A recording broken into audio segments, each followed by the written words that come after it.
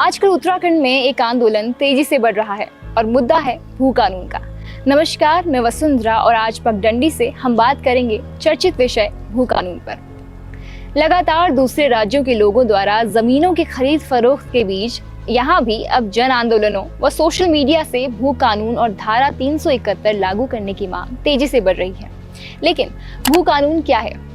भू कानून पहाड़ों में बाहरी राज्य के लोगों द्वारा भूमि खरीदने की सीमा का निर्धारण करता है। अब सवाल उठता है कि उत्तराखंड में लोग इस मुद्दे पर इतना परेशान क्यों हैं? बढ़ते औद्योगिकरण और विकास से यहाँ अधिकतर होटल, रिजॉर्ट, रेस्टोरेंट या उद्योग दूसरे राज्य के लोग चला रहे हैं, जिससे स्थानीय लोग अपनी जमीन सस्ते में बेचकर उन्हीं होटलों में नौकरी करते हैं।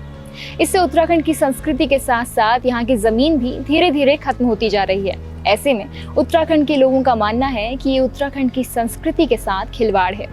लोगों को इस बात की चिंता है कि बाहर के लोगों को जिस तरह से जमीन खरीदने की परमिशन दी गई है, उससे उत्तराखंड की संस्कृति खतरे में पड़ सकती है। इससे स्थानीय लोगों की जमीन और उनकी संस्कृति भी बची रहेगी। लेकिन ये पहली बार नहीं है कि उत्तराखंड में भू कानून की मांग हो रही है।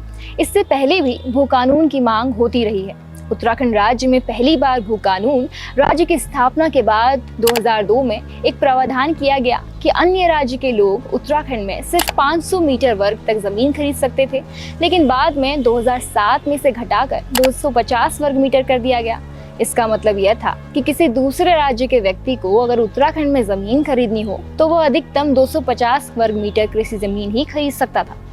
लेकिन 6 अक्टूबर 2018 को उत्तराखंड सरकार एक नया अध्यादेश लेकर आई, जिसके मुताबिक उत्तर प्रदेश जमींदारी विनाश और भूमि सुधार अधिनियम 1950 में संशोधन का विधेयक पारित किया गया।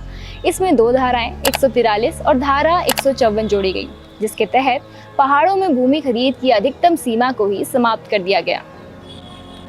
अब भू कानून को लेकर 2 पक्ष हैं। पहला पक्ष ये कि पहाड़ में रोजगार और साधनों के अभाव में युवाओं को दूसरे राज्यों की ओर पलायन करना पड़ता है, और दूसरा पक्ष ये कि अगर उत्तराखंड में भू कानून आ जाता है तो बाहर से आने वाला निवेश और नई प्रौद्योगिकी के आगमन में भी भू कानून बाधा बन सकता है। खैर, भू कानून पर आपकी क्या राय है, ये हमें कमेंट बॉक्स पर जरूर बताइए। फिलहाल आज के लिए इतना ही।